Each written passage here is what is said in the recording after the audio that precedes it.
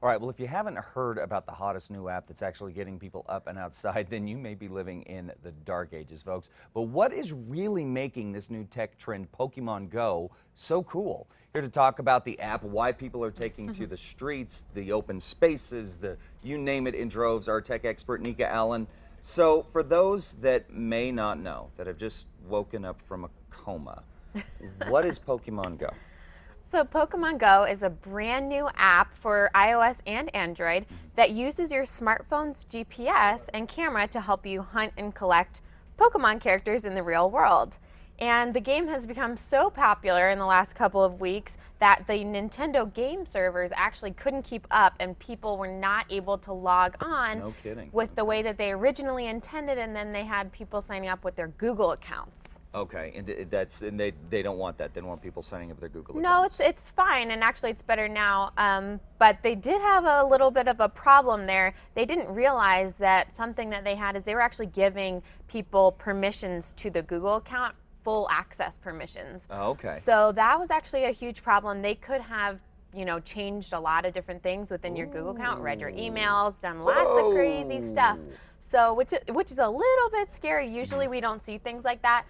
Luckily, though, they noticed. Google helped them working on a transition to make sure that that's not the case anymore and that they only have the permissions that they really need. Okay. Now, is there a cost to play this? So the app is free, but of course there's lots of in-app purchases that you can make. Okay. So just be careful that you have your settings set correctly so that you don't get any surprise purchases on your account, because you could really rack them up. I would imagine. All right, so let's talk about some of the technology that this app is using. This has been something that we have talked about the show is because of its GPS ability, and you're able to leave little monsters, pokey guys, or whatever they're called.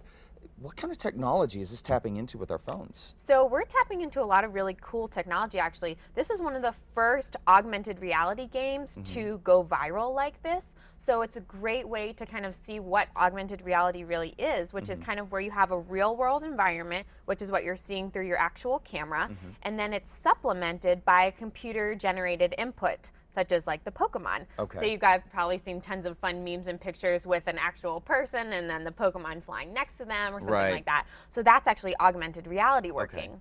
Then in addition, they have great, use of GPS in your phone, the maps, and they're actually making use of a lot of open data as well, which has kind of been really big for the technology scene and taking things like those public works and open information that the government provides for us and using that within the app as well. Gotcha. Okay. Now, there have been some stories in the news, some scary, some kind of comical, about user errors. People doing silly things. Now, you mentioned the Google situation, but are there other bugs in the system or things that they need to work out? Yeah, so definitely there's been reports of different bugs throughout the app. The Google issue was definitely the biggest one that we saw. We heard about a potential hack, a couple other things.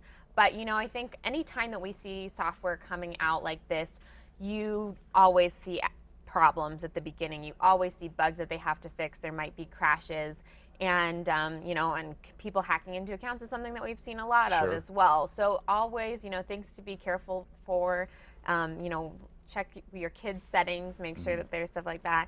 It also, one thing that I don't know if they realize this would do is it really has been draining people's batteries. Right. So now there's a low power mode and power saving mode, both probably on your phone and within the app itself. Okay. So you might want to make use of that too. Not That's necessarily a something to bug, think but about, kind of just a You wouldn't think about it while you you're wouldn't think playing, about and it. all of a sudden you have 10% battery. Exactly, and So- you're in the middle of nowhere, and you don't know where Exactly, and you really you're going. need your phone. How about that? Exactly. So what can people look forward to with this game? What's on the horizon for Pokemon Go? So interestingly enough, they actually created their own wearable device so that people didn't have to be logged in looking at their phone the entire time. They could actually use this wearable device, and they are calling it Pokemon Go Plus. Okay. And so it actually enables players to enjoy the game when they're not looking at it. The device connects to your smartphone through Bluetooth and notifies players in the event of, basically anything happening, coming upon a Pokemon or whatnot,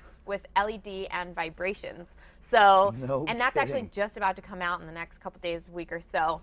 Wow. So, still moving forward with new Lots things going- coming from yeah, Pokemon Go. Yeah, we have not heard the end of Pokemon Go. Nika, No, thank we you have so much not. for bringing this in.